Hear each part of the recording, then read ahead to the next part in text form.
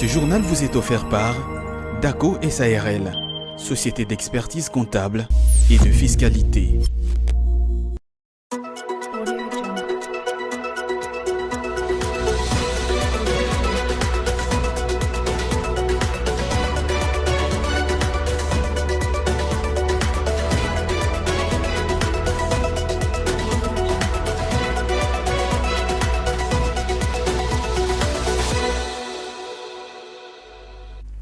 Bonsoir et bienvenue dans cette rétrospective de la semaine. La Direction générale des recettes de Kinshasa et la Fédération des entreprises du Congo ont organisé lundi 8 janvier au siège de la FEC dans la capitale congolaise une rencontre autour de l'échéance fiscale du 1er février 2024 dans le cadre du partenariat entre la FEC et la DGRK. L'objectif premier des échanges entre les deux institutions est la sensibilisation des contribuables de Kinshasa. La Direction générale de recettes de Kinshasa et la Fédération des entreprises du Congo ont décidé d'organiser dans les prochains jours une matinée fiscale pour sensibiliser les contribuables de Kinshasa au paiement de l'impôt foncier, une décision qui ressort de cette réunion. Le directeur général de la DGRK, Michel Moussaka, présent à ces travaux, a assuré que dans les prochains jours, il y aura bel et bien cette matinée fiscale avec pour contenu plusieurs matières stratégiques. Nous sommes venus parler de l'échéance fiscale du 1er février 2024. Et c'est dans le cadre de notre partenariat, dans le cadre de la collaboration qui existe entre la FEC, la ville de Kinshasa et la Direction générale des recettes de Kinshasa, que nous sommes là pour sensibiliser davantage les membres de la FEC qui sont très bien informés que nous sommes déjà en pleine grande échéance fiscale de l'impôt foncier et de l'impôt sur les revenus locatifs. Nous restons ouverts à la FEC, de sorte que plusieurs matières qui sont traitées soient aussi organisées en termes de matinées fiscales. Et dans les jours qui suivent, il y aura une matinée fiscale ici à la FEC où nous allons encore recevoir les entreprises membres de la FEC. Et pour sa part, le secrétaire général de la FEC a souligné son satisfait du partenariat encore plus solide entre son institution et la DGRK. Nous sommes très contents. C'est un partenaire et qui a un programme, qui a des objectifs à atteindre, des assignations, comme on dit en jargon fiscal, et qui est venu voir son partenaire.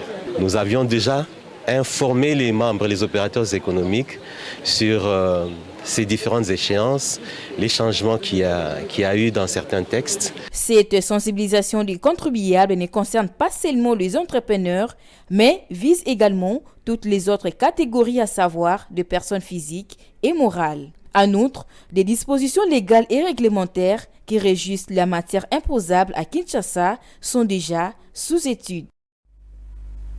Et dans le même registre, le DG de la Direction générale des recettes de Kinshasa, Michel Moussaka Mayenkai, a échangé toujours le lundi 8 janvier 2024 avec le responsable des médias et partenaire de cette régie financière de la ville de Kinshasa. Objectif, solliciter leur accompagnement dans la sensibilisation des contribuables dans la capitale. Au cours de cet échange, le patron de la DGRK a sollicité l'accompagnement des médias pour la campagne de la grande échéance fiscale du 1er février 2024 afin d'atteindre tous les contribuables de la capitale. Cette échéance, a expliqué le DG Michel Moussaka Mayenkai, concerne l'impôt foncier exercice 2024 et l'impôt sur le revenu locatif exercice 2024. Pendant cette période, a ajouté le numéro 1 de la régie financière de la ville de Kinshasa, il y aura également d'autres échéances, notamment celle du 10 janvier 2024 qui concerne la retenue mensuelle, trimestrielle, semestrielle et annuelle sur le loyer. Devant les responsables de médias, le directeur général de la DGRK a également évoqué les 3 arrêtés qui concernent l'impôt foncier et l'impôt sur le revenu locatif signés par les ministres provinciaux en charge de finances. En clair, la DGRK attend de médias partenaires une vulgarisation plus efficace. L'objectif, a-t-il renchéri, est d'amener les Kinois à adhérer à la culture fiscale pour le développement de Kinshasa.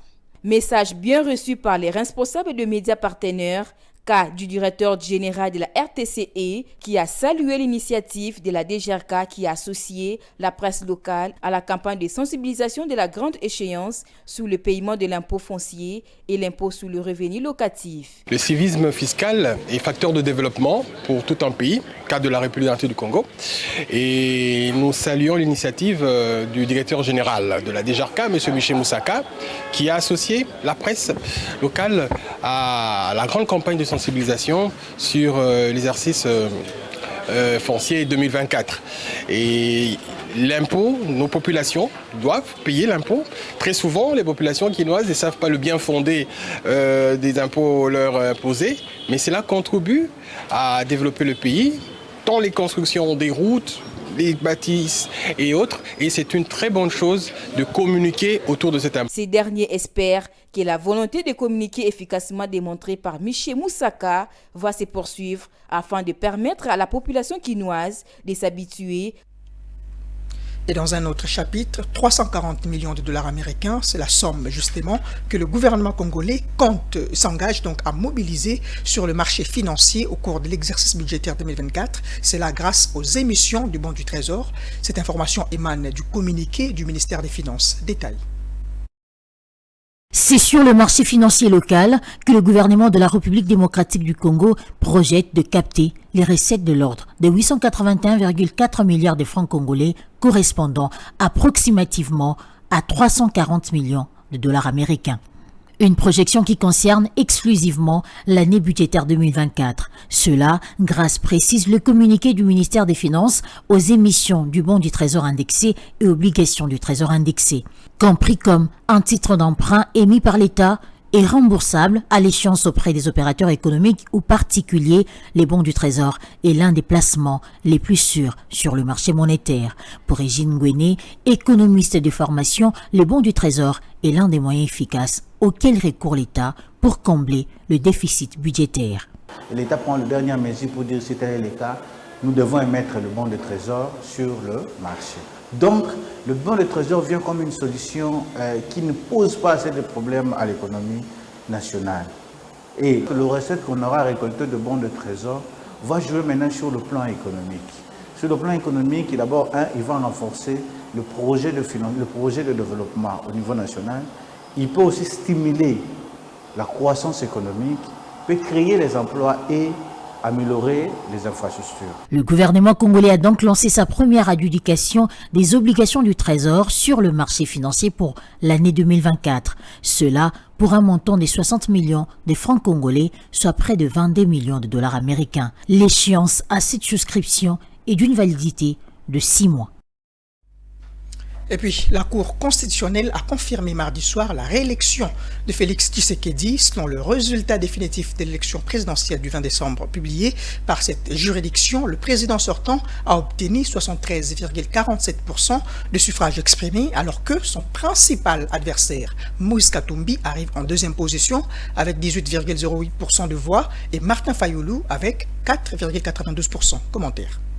Dans son arrêt rendu public le mardi 9 janvier dans la soirée, la Cour constitutionnelle a confirmé le résultat de la Commission électorale nationale indépendante, proclamant Félix-Antoine Tshisekedi président de la République démocratique du Congo. Félix-Antoine Tshisekedi est ainsi réélu président de la République avec 13 058 962 voix, soit 73,47%. La Cour dit prendre en compte la décision de la CENI annulant les élections dans les circonscriptions de Massimanimba et Yakoma. Bien que l'ordre d'arrivée des candidats ne soit pas modifié, certains pourcentages de voix ont légèrement changé. Le candidat Moïse Katumbi conserve sa deuxième position avec 18,08% des suffrages.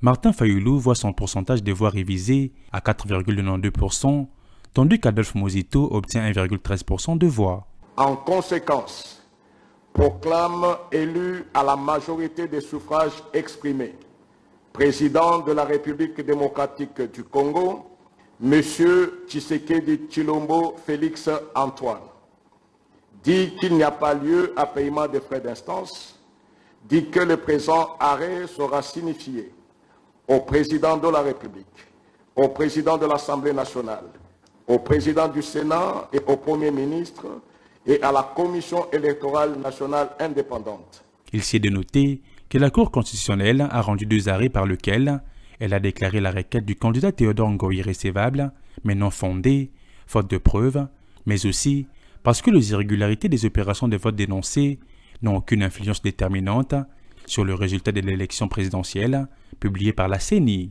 Dès l'annonce de sa victoire par la Cour constitutionnelle, le Royaume de Belgique a aussitôt félicité le président élu et souhaité un fructueux 2e mandat. Félix Tshisekedi entame donc son autre mandat de 5 ans à la tête de la République démocratique du Congo. Après l'étape des contentieux et l'arrêt de la Haute Cour, s'ouvre celle de la prestation de serment du président de la République réélu, Félix-Antoine Tshisekedi. Selon les calendriers de la CENI, la prestation des serments est prévue pour le 20 janvier 2024 devant le juge de la même Haute Cour, dirigé par Dieudonné Kamolé Tabadibanga. Et comme vous le savez déjà, c'est depuis mardi soir que la Cour constitutionnelle a annoncé les résultats définitifs de l'élection présidentielle de décembre 2023. Si l'annonce a connu un retentissement dans la sous-région, elle a également eu un écho favorable dans plusieurs pays et organisations à travers le monde. Outre évidemment la Belgique, l'Union africaine, la Chine, la France, le Royaume-Uni, sans omettre les États-Unis et la Russie, ont également salué la réélection de Félix Tshisekedi et réitéré leur volonté à collaborer étroitement avec la RDC. Plusieurs réactions fusent depuis la confirmation de la victoire écrasante de Félix Tshisekedi aux élections présidentielles de décembre 2023. À la suite de l'annonce de résultats définitifs par la Cour constitutionnelle le 9 janvier dernier, le président de la Commission de l'Union africaine, Moussa Faki Mahamat, a, à travers un communiqué officiel, félicité le président Félix Tshisekedi pour sa réélection à la présidence de la RDC. Le président de la commission de l'UA a salué la maturité politique du peuple congolais ainsi que les déroulements pacifiques du scrutin avant d'exhorter les parties prenantes au scrutin électoral à privilégier les voies légales pour régler tout éventuel contentieux.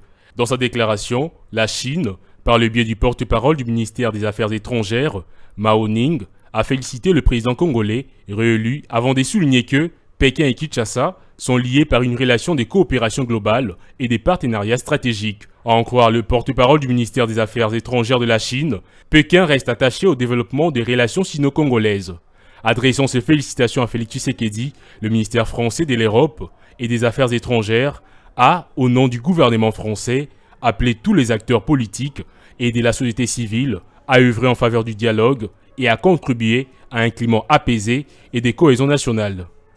Paris réaffirme sa volonté de renforcer ses liens avec la RDC, tel que le président français l'avait exprimé lors de sa visite à Kinshasa le 3 mars 2023. Pour sa part, le Royaume-Uni, par le biais de son ministre des Affaires étrangères, du Commonwealth et du Développement, a congratulé le chef de l'État congolais, réélu à sa propre succession, ainsi que ses électeurs pour leur participation à l'élection présidentielle et leur détermination à exercer leurs droits démocratiques. Dans la même déclaration, le ministère des Affaires étrangères du Royaume-Uni a rassuré de sa détermination à demeurer un partenaire engagé du peuple congolais, tout en réaffirmant son intérêt de renforcer les relations bilatérales avec Kinshasa, notamment dans les domaines des commerces et de l'investissement.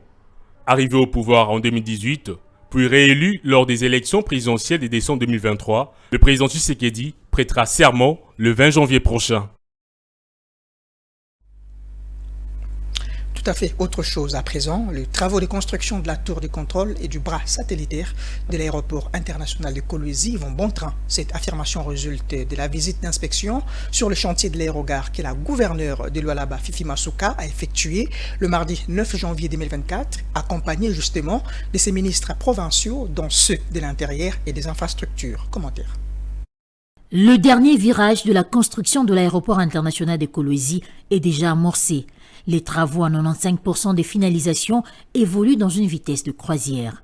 Une évolution que la gouverneure de Lualaba, Fifi Masuka, a bien voulu elle-même palper du doigt. Sur place, le numéro 1 de la province minière, accompagné de ses ministres provinciaux de l'Intérieur et des infrastructures, a passé au crible l'avancement de la tour, des contrôles et du bras satellitaire. Persuadé du bel élan de l'exécution de ces travaux, Fifi Masuka a manifesté son satisfecit tout en s'égardant de l'espoir de l'inauguration de cet aérogare par le président de la République dans les prochains jours. Nous sommes vraiment très satisfaits. Ils vont commencer maintenant les travaux pour le Danemark. Comme ça, au moins, nous serons sûrs que la prochaine fois que le président de la République sera ici, ça sera maintenant pour inaugurer. Nous avons encore l'étape de parking. Le parking va commencer bientôt. Nous avons aussi la caserne de pompiers qui doit aussi commencer bientôt. Dans le cadre de sa visite d'itinérance dans l'espace Grand Katanga en octobre dernier, le président de la République Félix-Antoine Tshisekedi Tshilombo avait visité l'aérogare de cet aéroport international des Kolwezi, louant au passage la bonne dynamique dans la progression des travaux. Et puis, la pénurie des carburants dans la capitale, ce n'est ni pour aujourd'hui, en tout cas non plus ni pour demain. Les dispositions ont été prises au niveau du ministère des hydrocarbures pour qu'il n'y ait pas justement rupture des stocks. C'est ce qui est ressorti de la 6e réunion restreinte du Conseil des ministres, présidée le mercredi 10 janvier dernier par le Premier ministre Jean-Michel Samalukonde. On écoute le compte-rendu avec le porte-parole du gouvernement, Patrick Mouyaya. Par délégation du président de la République, le Premier ministre, chef du gouvernement, conformément à la Constitution et à l'ordonnance loi portant organisation et fonctionnement du gouvernement, modalité de collaboration entre le président de la République, le Premier ministre, vice-ministre, a présidé cette 6e réunion restreinte du gouvernement qui avait 2 points à l'ordre du jour. Le premier point concernait la communication du Premier ministre chef du gouvernement. Le deuxième point concernait l'examen et l'adoption de textes. Dans la communication du Premier ministre, il est évidemment revenu sur les messages de vœux pour le membre du gouvernement qui est rencontré pour la première fois depuis le début de l'année, mais que par la suite, il est revenu sur la situation observée ce matin dans les stations-service autour du carburant. Il a rassuré qu'avec mon collègue, le ministre des Hydrocarbures, les dispositions ont été prises pour s'assurer qu'il n'y ait pas manque de stock et que la surchauffe ou les lignes observées ce matin dans les différentes stations étaient plutôt dues à un déficit d'information qui sera vite résorbé parce que les stocks ont été pris en charge pour qu'il n'y ait pas de pénurie de carburant dans la ville province de Kinshasa. Après ces points, évidemment, et d'autres sujets pour lesquels le gouvernement doit rester vigilant, nous avons la ministre d'État, ministre de la Justice et garde des Sceaux, a présenté le projet d'ordonnance loi portant prorogation de l'état de siège parce que cela ne doit souffrir d'aucun vide juridique. Après débat et délibération, le texte a été adopté et pourra être envoyé à la présidence de la République pour promulgation et pour que l'ordonnance puisse produire ses effets. Vous savez que le gouvernement a été habilité par l'Assemblée nationale à statuer sur certaines matières. Et dans le reste de l'actualité hebdomadaire, la République démocratique du Congo a arraché et signé un important accord dans l'exploration et l'exploitation locale de ces minerais bruts. La signature de ces protocoles d'accord avec l'Arabie Saoudite est intervenue en marge du 3e forum sur les minéraux du futur qui s'est tenu à Riyad du 9 au 11 janvier 2024. Les deux pays ont convenu également de développer leur coopération bilatérale au regard d'innombrables ressources minérales qu'ils possèdent. Suivez. Il s'agit là du fruit de la participation de la République démocratique du Congo à cette 3e édition du Forum sur le minéraux du futur. Ces protocoles d'accord conclus avec l'Arabie Saoudite visent ainsi l'amélioration de la recherche, l'exploitation et la transformation des minéraux au niveau local. Concrètement, la République démocratique du Congo et ses pays du Golfe Persique vont échanger des expériences en matière des travaux géologiques et des technologies modernes utilisées dans l'exploration, l'exploitation minière, dans l'évaluation du minerai, la protection de l'environnement et d'autres sujets liés aux activités minières. Tout cela dans le but de permettre la réalisation de la transition énergétique. Représentant le pays à ses assises, la ministre de Mines Antoinette Tsamba Kalambayi a salué les efforts entrepris par les deux pays pour aboutir à cet accord qui leur est bénéfique. Elle a aussi exprimé son souhait de voir une coopération bilatérale qui donne l'opportunité aux experts des différents services spécialisés des ministères de mines des deux pays, de réfléchir sur la mise en place d'une feuille de route commune. Rappelant que ces assises, auxquelles la République démocratique du Congo prend part, réunissent plusieurs leaders de l'industrie minière, des décideurs politiques et experts provenant de diverses régions afin de mettre en lumière le défi et opportunités du secteur minier mondial. Sachez également que la commission paritaire mixte ARSP-FEC était en séance de travail pour évaluer leurs activités relatives au suivi minutieux de la mise en application globale de la loi sur la sous-traitance. En RDC, le nouveau président de la Fédération des entreprises du Congo et son comité national ont manifesté leur disponibilité à accompagner les activités de l'ARSP en 2024. C'est une importante séance de travail qui a vécu aujourd'hui à la Direction générale de l'autorité des régulations de la sous-traitance dans le secteur privé et qui a réuni autour d'une même table le nouveau président de la FEC, accompagné de son comité national, le DG de l'ARSP et ses collaborateurs, le PCA ainsi que le représentant du ministre de l'Entrepreneuriat. Voilà ce qui compose donc la commission mixte paritaire. Pendant 3 heures, ces échanges ont porté notamment sur l'évaluation des lettres de recommandation des sous-traitants pour l'obtention des marchés, ce qui fera d'ailleurs objet du prochain contrôle au sein des sociétés principales et la publication imminente du guide sectoriel déterminant le champ d'application de la loi sur la sous-traitance en RDC pour une mise en application efficiente. D'ici la fin du mois, il y a un guide sectoriel qui va être signé. Le travail est en cours. Je pense qu'avec ce guide, ça va donner encore un peu beaucoup plus de la lumière, de façon que les choses se fassent beaucoup très bien. Nous conseillons les entreprises membres de respecter les lois de la République. Elles doivent être respectées. Au cas où il y a un problème sur l'interprétation de ces dernières, nous avons les experts de part et d'autre qui doivent se mettre à la table pour nous montrer s'il y a difficulté ou pas. En ce qui concerne les sociétés principales qui se cachent encore derrière un débat dépassé sur l'interprétation de la loi, Miguel Cachal précise. L'ARSP, je peux vous rassurer qu'elle n'est pas en dehors de la loi. Tout ce qui est fait conformément à la loi qui régit l'ARSP. Aujourd'hui, enlever la fourniture dans la loi sur la sous-traitance, c'est fini, on tue la sous-traitance. Parce que 90% de la loi sur la sous-traitance, c'est la fourniture. 2024 s'annonce donc comme étant une année très déterminante et des grandes actions en faveur de sous-traitants selon la vision du chef de l'État, mais avec l'accompagnement de la FEC, a martelé l'honorable Miguel Cachal. Et puis, l'actualité pendant la semaine était également marquée par la poursuite des séances de sensibilisation à la Direction générale des recettes de Kinshasa, après justement l'épisode des sensibilisations avec la FEC et le professionnel des médias. C'était le tour de bourgmestre, responsable des banques partenaires et des confessions religieuses.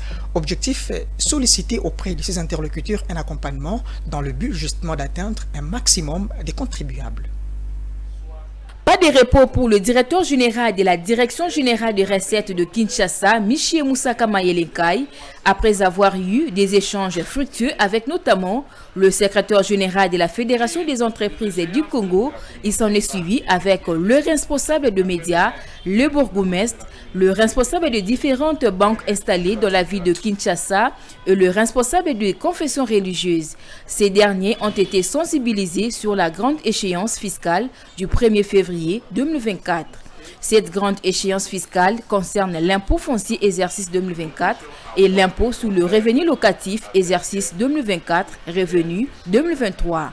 Au cours de ce multiple entretien, le directeur général de la DGRK a sollicité auprès de ses interlocuteurs leur soutien afin d'atteindre un maximum de contribuables.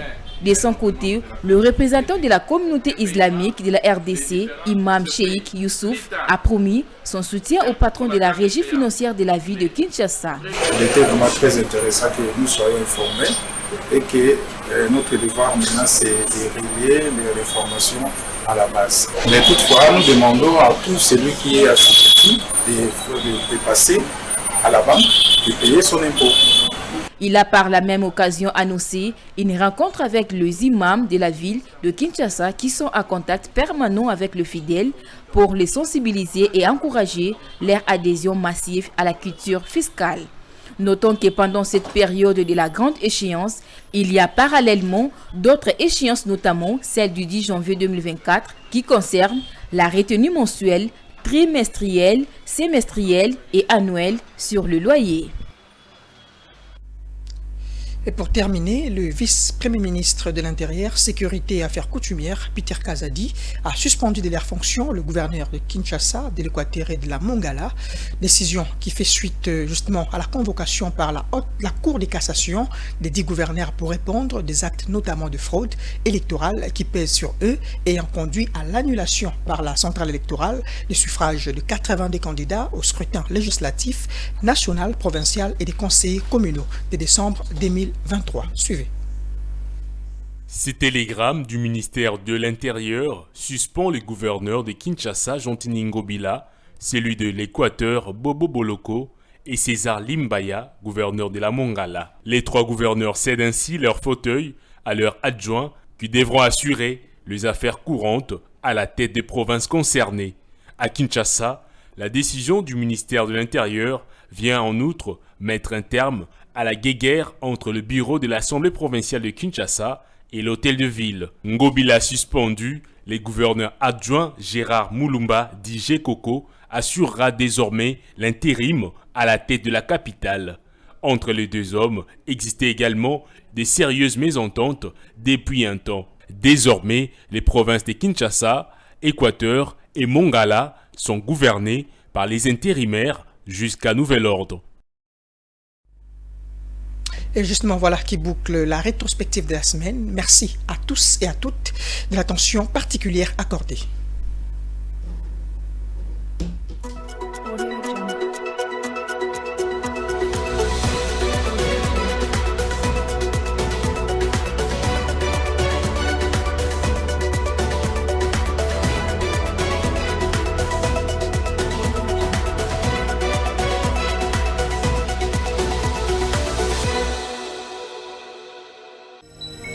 Ce journal vous a été offert par DACO SARL, société d'expertise comptable et de fiscalité.